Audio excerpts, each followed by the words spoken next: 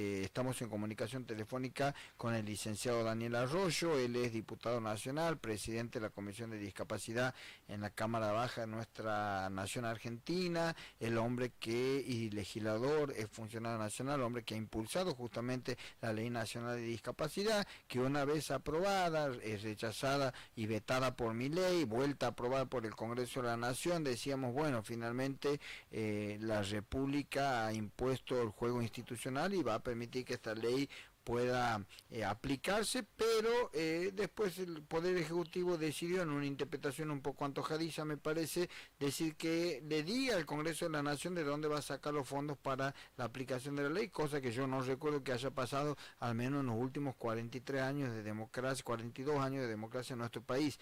Daniel, la presentación está hecha. Desde Actualidad Política, Radio LB11, Ariel Sequera y Dante Luna, quien le habla, lo estamos saludando. Buenas tardes. Buenas tardes y un gran gusto. Es como plantean ustedes, la ley está promulgada, es ley, primero la vetó el gobierno, luego insistimos en la Cámara de Diputados y Senadores, se transformó en ley con mucho más que el 70% de los votos de cada cámara, una ley fuera de la justicia, una ley fuera de la grieta, de pura justicia, de pura humanidad. Lamentablemente el gobierno la promulgó y la suspendió. Ahora la justicia está haciendo una evaluación y ha tomado un amparo colectivo. Yo creo que va a terminar obligando a la justicia a poner en marcha la ley de emergencia en discapacidad. Ya la justicia obligó al gobierno a reponer las altas de las pensiones de más de 100.000 personas que nunca se habían enterado que les tenían que mandar una carta documento o un telegrama, nunca les había llegado ninguna información y sin embargo el gobierno les dio de baja. La justicia determinó que tenían que volver a dar las altas y así lo está haciendo la agencia de discapacidad. Entiendo yo que es increíble lo que está pasando, el nivel de angustia y desesperación es impresionante porque está colapsado el sistema, pero aún en esa situación tan crítica, finalmente se va a terminar poniendo en marcha porque la justicia va a obligar al gobierno. Eso es lo que creo que va a pasar. Daniel, igual entiendo que la ley planteaba una emergencia hasta el año 2027, si mal no tengo entendido, 2 años más, que excedía lo que es tener o no tener una pensión. Digo, era una mirada más integral, más abarcativa. Sí, claramente, ¿no? La ley tiene 3 partes. Una parte tiene de actualizar el nomenclador y reordenar todo lo que tiene que ver con las prestaciones. Hoy, en términos prácticos, la persona con discapacidad no accede ni a los medicamentos, ni a los traslados, ni a las terapias, ni al acompañamiento. Los hogares, los centros de día están todos a punto de cerrar. Las escuelas especiales ya no saben más qué inventar para sostenerse. La persona que trabaja en un taller protegido cobra 28.000 pesos por mes. Trabaja todos los días 4 horas y cobra 28.000 pesos por mes. El acompañante terapéutico cobra 3.000 pesos la hora a 180 días. Va a empezar hoy a acompañar a una persona con discapacidad, lo va a cobrar en abril del año que viene, 3.000 pesos la hora. Está todo el sistema colapsado, la ley reordena eso, reordena las pensiones. Lo que digo como positivo es que el gobierno ya obligó, que la justicia, ya obligó al gobierno a ponerla en marcha, y también la ley tiene otra parte que sale del maltrato. El gobierno en enero de este año hizo una resolución denominando a una persona con discapacidad como idiota, imbécil, débil mental, fuera de toda convención, fuera de toda racionalidad, de toda lógica. Lo que se ha planteado con claridad es la necesidad de respetar a las personas con discapacidad. Todo eso implica la ley. Creo yo que la justicia va a obligar a que se ponga en marcha todo ese conjunto. Diputado Ariel Sequeira, también lo saludo escuchándolo con muchísima atención por la gravedad de lo que sucede en la Argentina con esta población en particular, la gente con discapacidad. Y voy sumando un par de ejemplos nada más. Digo, si los miércoles apalean jubilados en la calle, si no les importa el fortalecimiento en el sistema de salud de un hospital emblemático como es el Garrahan, y si a las personas con discapacidades las dejan de lado, yo quisiera preguntarle algo a usted como legislador. ¿Para qué recauda el Estado Nacional? ¿Para qué está recaudando? Bueno, ese es un buen punto. El Estado Nacional está recaudando y no llevando adelante ningún tipo de política pública. En concreto, el Estado Nacional hoy se encarga solo de 3 cosas. A ver.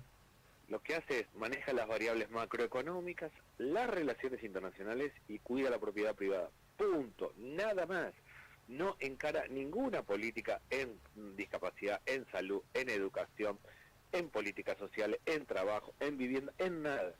Y lo que tenemos hoy es que todo cae sobre las provincias y sobre los municipios, y de hecho hay una municipalización de la crisis. La crisis cae sobre los gobiernos municipales, la persona que tiene problemas, que no alcanza, que no le llega, que está endeudado, que se quedó sin trabajo, que hay problemas en la escuela, que hay problemas en el hospital, le corresponda o no al municipio, va al municipio por lo que tiene más cerca. Hay un proceso de municipalización de la crisis, una situación realmente muy crítica. El Estado Nacional concentra el 70% de recursos y prácticamente no tiene ninguna de las acciones centrales. Esto es absurdo, lo ha encarado este propio gobierno. Yo creo que, entre otras cosas, hay que discutir fuerte el presupuesto y hacer un presupuesto razonable. Esto así es absurdo porque se cae todo sobre los gobiernos locales. Me gustaría avanzar sobre el tema presupuesto, pero le planteo algo más. La verdad que es una oportunidad muy interesante esta, la de conversar con un legislador nacional, porque recién mencionaba tres sectores. Hablé de los jubilados, hablé del Garrahan que asiste a los niños del país, y hablaba de las personas con discapacidad. Corríjame si me equivoco, da la impresión que el gobierno se enseñara con los más vulnerables, y digo bien, es una definición mía, me gustaría saber si estoy equivocado, estoy acertado, estoy muy lejos. Da la impresión que se estuviera ensañando con los más débiles, con los más vulnerables. Es absolutamente así, y no es un debate, es un dato. En el presupuesto para el 2026 recorta en todo lo que hace a personas con discapacidad, a jubilaciones, a quienes tienen asignación universal por hijo, achica, recorta claramente sobre los que menos tienen, a quienes favorece al sector económico más concentrado. Pero no es un debate, no es una mirada que uno dice, a mí me parece, son los datos del presupuesto, un presupuesto de ajuste brutal. Yo soy diputado ahora hasta el 10 de diciembre, termino dentro de 20 días, no me va a tocar a mí debatir el presupuesto porque se va a debatir seguramente en extraordinarias con el nuevo Congreso, pero lo que no tengo dudas es que es un presupuesto de ajuste brutal y que consolida un esquema de 1/3 de la población adentro y 2/3 afuera. Ese es el esquema al que va el gobierno. Lo llevo el terreno de la población con capacidad de consumo y 2/3 mirándola desde afuera. Lo llevo el terreno político estrictamente ahora, desde estos temas que son de eminente contenido social. No quiero imaginarme lo que habrán sufrido, porque esto es en estos términos, lo que habrán sufrido las personas que tenían su pensión por discapacidad en este tiempo, en este lapsus, lo que deben haber sufrido. El caso particular en Santiago del Estero hubo mucha contención, el Estado provincial intervino directamente en esto, le cuento, le doy como un dato. Pero lo decía, lo llevo al terreno político. ¿Qué pasa con la oposición a este gobierno en medio de ese mare magnum de medidas que tienen como objetivo evidentemente afectar a quienes no pueden defenderse? ¿Cómo está hoy la oposición política? Yo creo que la estrategia que tiene la oposición política ha llegado a un límite. El peronismo en particular, para decirlo como la oposición más grande, ha tenido dos líneas de trabajo. Ha dicho no a Milei y unidad. No está mal, pero con eso no alcanza para nada. Me parece que la sociedad lo que necesita es una oposición que vaya por arriba, que plantee ideas innovadoras, cambio profundo de verdad. No solo que diga no a Milei, porque es evidente que es absurdo lo que está haciendo. Ahora, necesitamos una oposición que plantee que hay que dar vuelta en serio y transformar la escuela secundaria. Que tenemos que desendeudar a las familias, porque el núcleo del problema hoy en la Argentina es que las familias están endeudadas, deben plata y viven endeudadas y reendeudadas todo el tiempo. Que plantee un modelo de desarrollo económico real, serio, de verdad, donde haya trabajo mano de obra intensivo y desarrolle la construcción, el textil, la producción de alimentos, el cuidado de personas, el reciclado. Si no se hace en propuestas serias y sólidas, yo creo que la oposición no va a ser vista por parte de la sociedad, aún cuando la pasa muy mal. No me quiero el tema político, diputado, le planteo algo más. Primero una opinión mía, digo, cuando el 10 de diciembre se cierre la gestión de este Congreso, y voy a ser muy cauto en el término, queda una sensación amarga de lo que pasó en el Congreso de la Nación estos últimos 2 años, una sensación, queda un sabor amargo. Usted es legislador, el 10 de diciembre seguramente va a dejar de serlo, pero ¿qué le deja este tiempo a usted como legislador durante el imperio de la libertad avanza? Yo creo que los últimos 2 años hay que dividirlos en dos. Un primer momento en lo legislativo, un primer momento el gobierno sacó las leyes que quería sacar, la ley base, los decretos, cambios estructurales profundos, absurdos a mi modo de ver. Yo voté en contra, pero claramente logró, con lo que se podría llamar la oposición dialoguista, un esquema de una mayoría y ha logrado leyes que nos han complicado la vida, como la desregulación de las obras sociales de las prepagas, y por eso tenemos tanto problema en discapacidad, o la desregulación de las tasas de interés, por eso todo el mundo está endeudado al 500% de interés anual, o un montón de cuestiones que ha hecho. El segundo año no fue tan así, en parte porque el gobierno decidió pelearse con sus propios aliados, y ahí pudimos avanzar con leyes concretas. La de discapacidad, que la cual yo soy el autor, es la primera y, en mi opinión, la más relevante. Luego vinieron la ley del Garrahan, el tema de financiamiento universitario. Las leyes se promulgaron, son leyes, no se pusieron en marcha, y uno podría decir, bueno, tenemos un sabor amargo, pero se han construido una mayoría importante. Le doy el ejemplo de discapacidad para entender cómo fue transcurriendo el año. Nosotros votamos 3 veces la ley de emergencia en discapacidad. La primera vez sacamos 126 votos, la segunda vez 148, la tercera vez 172. Se fue construyendo una mayoría amplia. Lamentablemente tenemos que seguir peleando en la justicia, porque el gobierno mira para el costado y sigue adelante. Daniel, ¿cómo está hoy el peronismo en la provincia de Buenos Aires? Me parece que es similar al resto del país, más allá de que hay tensiones y conflictos internos. Me parece que el peronismo de la provincia de Buenos Aires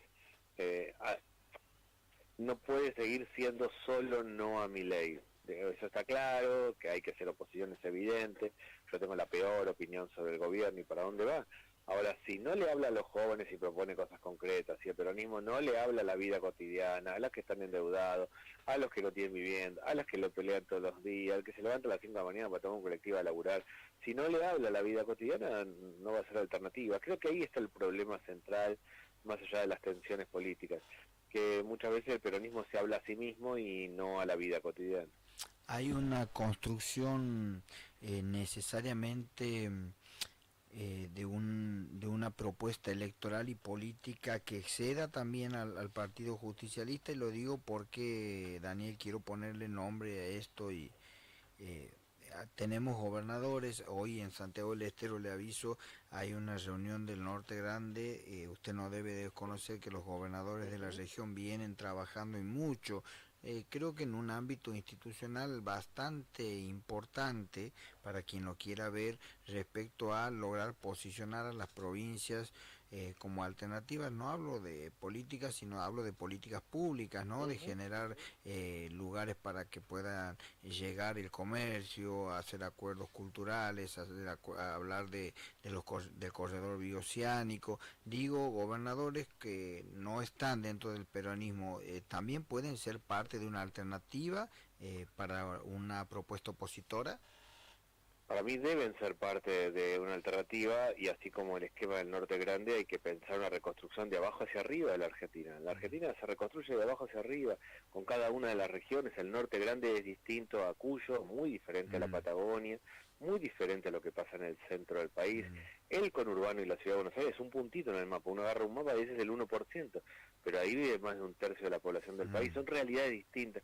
Yo creo que se reconstruye de abajo hacia arriba, y no solo con mandatarios peronistas, o no solo con gobernadores de tal sello político, no, se reconstruye de abajo hacia arriba. Si no, lo que vamos a un esquema de más fragmentación territorial. Hay que evitar el esquema de que la Argentina sean 24 realidades distintas, y la forma de hacerlo es la unión de gobernadores y que tengan políticas públicas que crucen distintas regiones. Usted fue ministro de Desarrollo Social de la Nación. Usted mencionó recién que no hay política pública que este gobierno aplique, y no hemos visto la realidad desde el Ministerio de Petovelo, acción alguna que beneficie a los sectores sociales. ¿Cómo está hoy esa Argentina profunda, esa Argentina de los comedores escolares? Bueno, usted algo ha hecho mención, esa la situación social de nuestro país. ¿Cómo la definiría? Yo creo que pasan 3 cosas. El primero es el endeudamiento de la familia. Todo el mundo debe plata. La persona primero paga el mínimo en tarjeta, después va a la financiera de esquina, la vuelta, al que tiene billete y vende droga y termina dando crédito, y a cualquier lado. Arranca el mes siguiente de -10, vuelve a tomar un nuevo crédito y endeudado. Eso es porque los costos fijos se hicieron altísimos. Paga mucho de luz, gas, agua, alimentos, transporte, medicamentos. No le alcanza y se endeuda. Primero eso. Yo creo que la crisis social, el conflicto social, va a venir por el endeudamiento de la familia. Segundo, hay un fenómeno de implosión social, de mucha gente que revienta para adentro. No hay explosión, hay algunas protestas, pero lo que hay es uno no alcanza, no llega, está endeudado, complicado, está tenso, yo estoy así, me rozo con alguien en la calle y a los 2 minutos terminamos a los golpes, a los tiros, ni sabemos por qué, simplemente estamos todos sacados. Hay una tensión, un mal vivir, una cosa de implosión muy fuerte que deriva en violencia, que rápidamente escala la violencia en la vida cotidiana. Y lo tercero, un tema de trabajo, o sea, claramente hay menos trabajo, hay cada vez más dificultades, el que sale a hacer changa engancha menos changa, hay desempleo y sobreempleo, hay desempleo, mucha gente sin trabajo, y sobreempleo, el que es empleo municipal y sale con el autito, con la motito, con algo a llevar cosas, a ir y venir, o el que labura una cosa y el fin de semana sale con el auto para llevar personas. Ese es el fenómeno, hay un problema de empleo, hay un problema de endeudamiento y hay implosión social. El gobierno, a mi modo de ver, no lo ve, no lo vincula, no ve la gravedad de la situación y se queda con la foto y dice acá no hay un gran conflicto, y efectivamente es así, pero falta la película. Las sociedades no viven implosionando todo el tiempo. Debería encararse otro tipo de políticas de contención. Hace muy poquito, ayer en realidad, hoy es el Día de la Soberanía Nacional y ayer se cumplieron 2 años del triunfo en segunda vuelta de Javier Milei en las elecciones, de que lo llevaron a la presidencia. En estos 2 años cambió algo en la política de opositora nacional. ¿Ya se tomó nota de dónde, al menos de dónde se está o cuál es el camino? Yo sí he tomado nota, no puedo hablar por el conjunto, pero sí, yo claramente creo que cambió la sociedad acá, más allá del triunfo de Milei, él se explica porque hay otra sociedad, hay otras demandas, hay un enojo muy grande con el peronismo y cansancio de agotamiento con mucho de lo que se ha hecho, y la sociedad llamó a alguien y dijo, vos venís, rompeme todo, vos venís, rompe todo. Esa misma sociedad, después, cuando él se empieza a romper todo, cuando empieza a romper el sistema educativo, la misma sociedad le dice, no, pará, esto no, dejá que mis hijos estudien. Ahora, me parece a mí que esa misma sociedad es una sociedad sana, interesante, la sociedad argentina, en un momento de decir, bueno, ya está, ahora que busquemos un moderado que ordene esto, que reorganice. Yo creo que este es un ciclo que va a alumbrar a nuevos liderazgos políticos y nuevas ideas, y creo que van a ser buenas y que van a ser para adelante. Muy interesante el dialogar con usted, Daniel. Muchísimas gracias por estos minutos para una radio del interior como la nuestra, pero que sepa que lo ha escuchado toda la provincia a través del EB11. Muchas gracias. Gracias a ustedes y buenas tardes. Que ande bien, hasta luego.